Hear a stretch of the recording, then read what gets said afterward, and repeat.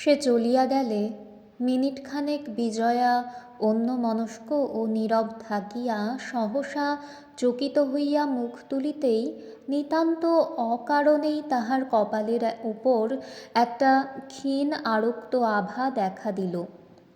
বিলাসের দৃষ্টি অন্যত্র নিবদ্ধ না থাকিলে তাহার বিস্ময় ও অভিমানের হয়তো পরিসীমা থাকিত না। বিজয়া মৃদু হাসিয়া কহিল, আমাদের কথাটা যে শেষ হতেই পেলে না। তাহলে তালুকটা নেওয়াই আপনার বাবার মত? বিলাস জানালার বাহিরে চাহিয়াছিল, সেইভাবেই কহিল, বিজয়া জিজ্ঞাসা করিল, কিন্তু এর মধ্যে কোনো রকম গোলমাল নেই তো? বিলাস বলিল, না। বিজয়া পুনরায় প্রশ্ন করিল, আজ কি তিনি ও বেলায় এদিকে আসবেন? বিলাস কহিল, বলিতে পারি নে। বিজয়া হাসিয়া কহিল, আপনি কি রাগ করলেন নাকি? এবার বিলাস মুখ ফিরাইয়া গম্ভীরভাবে জবাব দিল, রাগ না হলেও পিতার অপমানে পুত্রের ক্ষুণ্ণ হওয়া বোধ করি অস্বাভাবিক নয়। কথাটা বিজয়াকে আঘাত করিল, তবু সে হাসি মুখেই কহিল, কিন্তু এতে তাঁর মানহানি হয়েছে ভুল ধারণা আপনার কি করে জন্মালো? তিনি স্নেহবশে মনে করেছেন আমার কষ্ট হবে, কিন্তু কষ্ট হবে না এইটাই শুধু ভদ্রলোককে জানিয়ে দিলুম। এতে মান অপমানের কথা তো কিছুই নেই বিলাসবাবু। বিলাসের গাম্ভীর্যের মাত্রা তাহাতে বিন্দু মাত্র কমিল না। সে মাথা নাড়িয়া উত্তর দিল, ওটা কথাই নয়।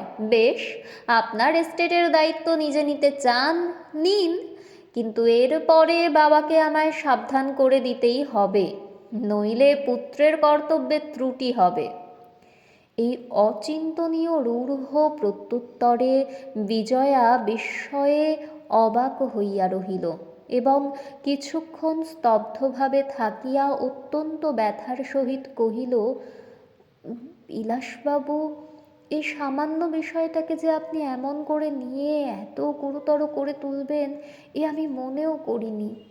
ভালো, আমার বোঝবার ভুলে যদি অন্যায়ই হয়ে থাকে আমি অপরাধ স্বীকার করছি, ভবিষ্যতে আর হবে না। এই বলিয়া বিজয়া বিলাসের মুখের প্রতি চাহিয়া একটা নিঃশ্বাস ফেলিল। সে ভাবিয়াছিল ইহার পরে কাহারও কোনো কথাই আর থাকিতে পারে না। দোষ স্বীকারের সঙ্গে সঙ্গেই তাহার সমাপ্তি হইয়া যায়।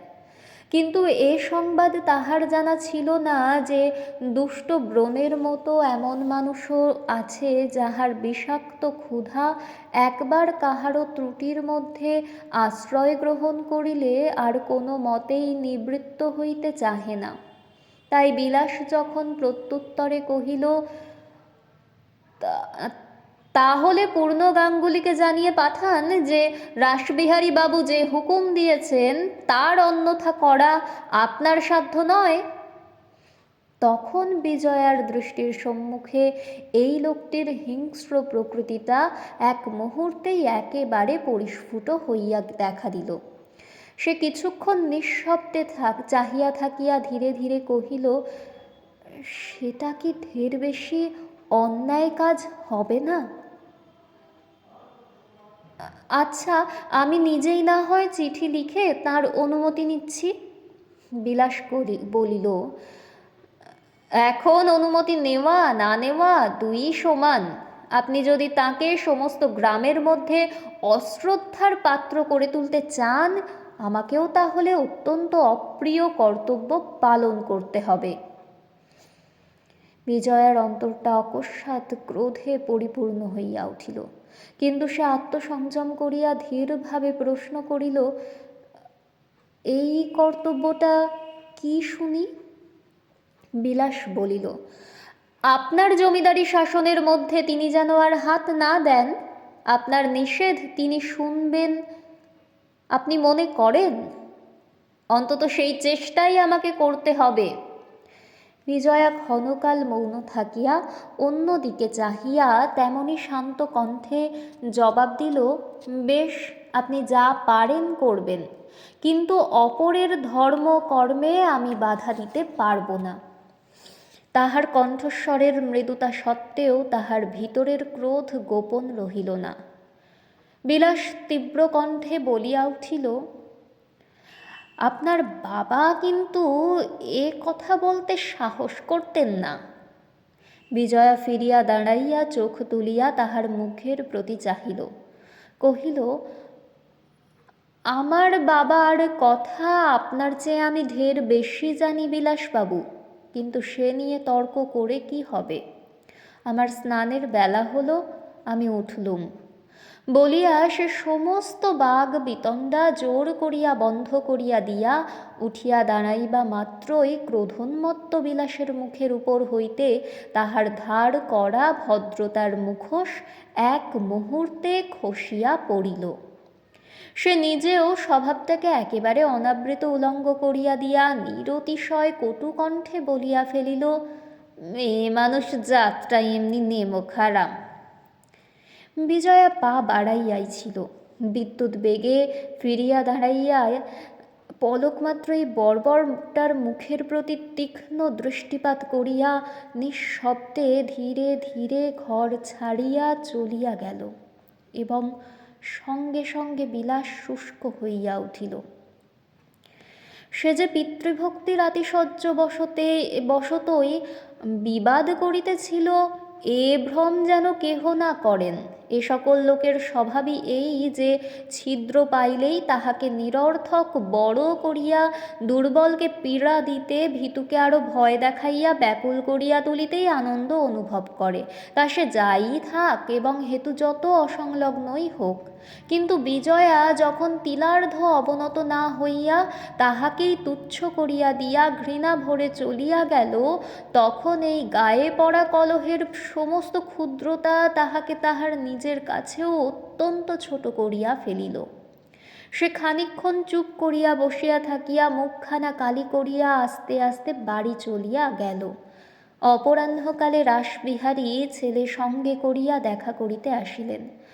বলিলেন, কাজটা ভালো হয়নি মা, আমার হুকুমের বিরুদ্ধে হুকুম দেওয়ায় আমাকে ঢের বেশি অপ্রতিভ করা হয়েছে।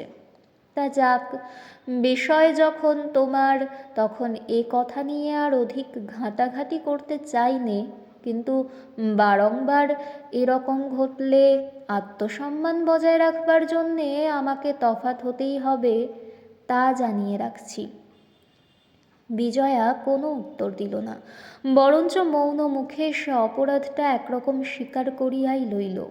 রাসবিহারী তখন কোমল হইয়া বিষয় সংক্রান্ত অন্যান্য কথাবার্তা তুলিলেন।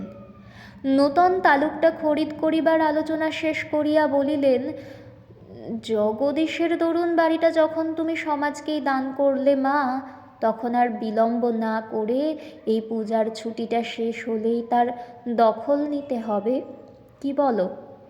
বিজয়া ঘাড় নাড়িয়া কহিল, আপনি যা ভালো বুঝবেন তাই হবে। টাকা পরিশোধ করবার মেয়াদ তো তাদের শেষ হয়ে গেছে।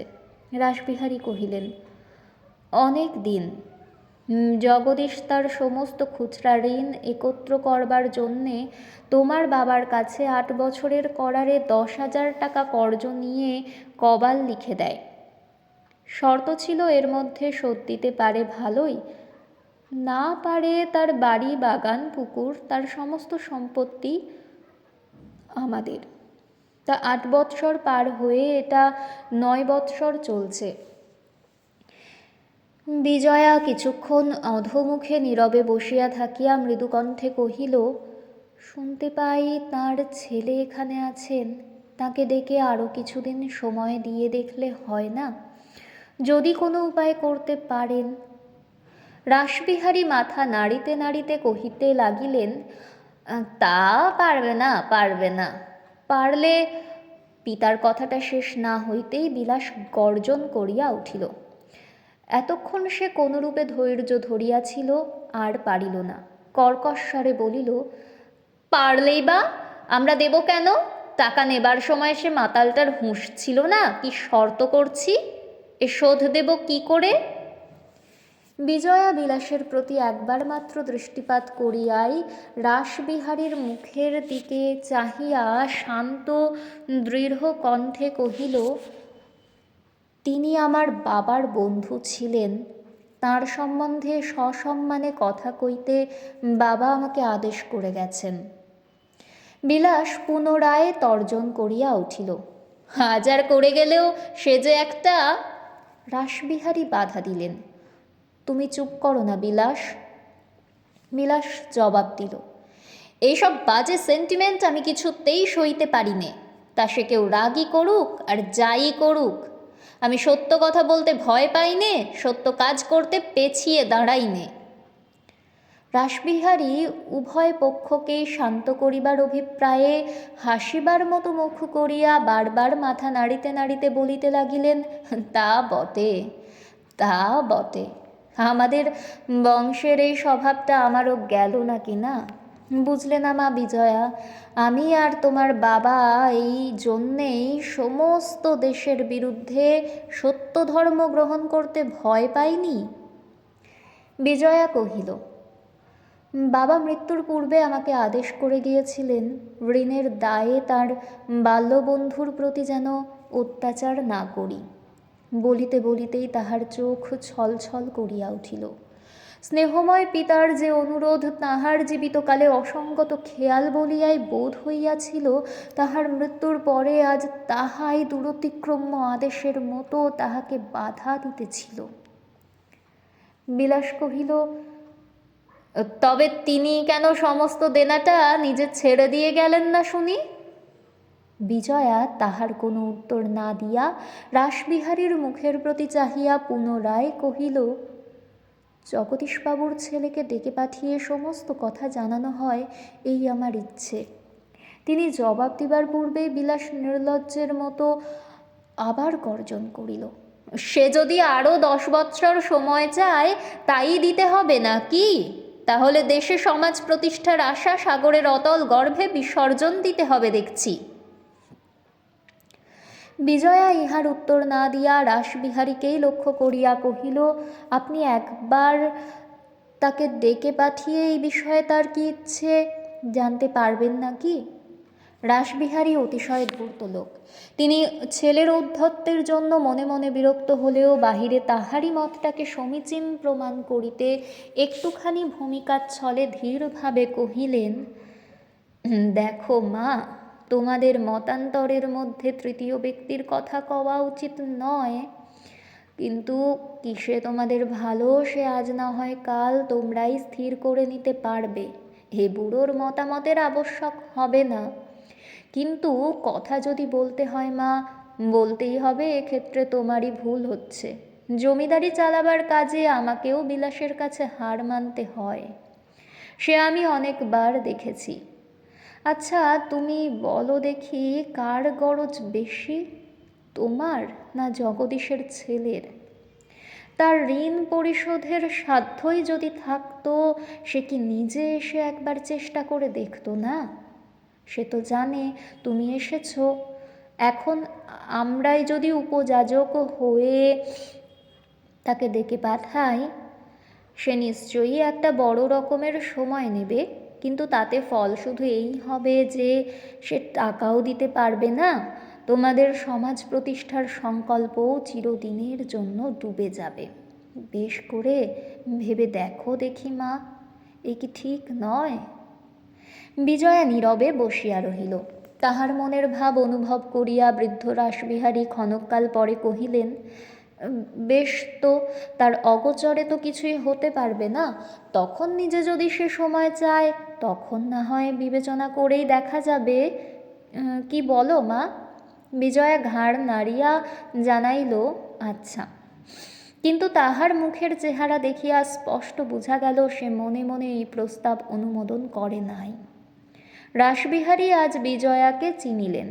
তিনি নিশ্চয়ই বুঝিলেন এ মেয়েটির বয়স কম, কিন্তু সে যে পিতার বিষয়ের মালিক ইহা সে জানে, এবং তাহাকে মুঠার ভিতরে আনিতেও সময় লাগিবে। সুতরাং একটা কথা লইয়াই বেশি টানা হ্যাঁচড়া সঙ্গত নয় বিবেচনা করিয়া সান্ধ্য উপাসনার নাম করিয়া গাত্রোত্থান করিলেন। বিজয়া প্রণাম করিয়া নিঃশব্দে আসন ছাড়িয়া উঠিয়া দাঁড়াইল। তিনি আশীর্বাদ করিয়া বাহির হইয়া গেলেন। বিজয়া মুহূর্তকাল মাত্র চুপ করিয়া দাঁড়াইয়া থাকিয়া কহিল, আমার অনেকগুলো চিঠিপত্র লিখতে হবে, আপনার কি আমাকে কোনো আবশ্যক আছে? বিলাস রূঢ়ভাবে জবাব দিল, কিছু না, আপনি যেতে পারেন। আপনাকে চা পাঠিয়ে দিতে বলবো কি? না, দরকার নেই। আচ্ছা, নমস্কার।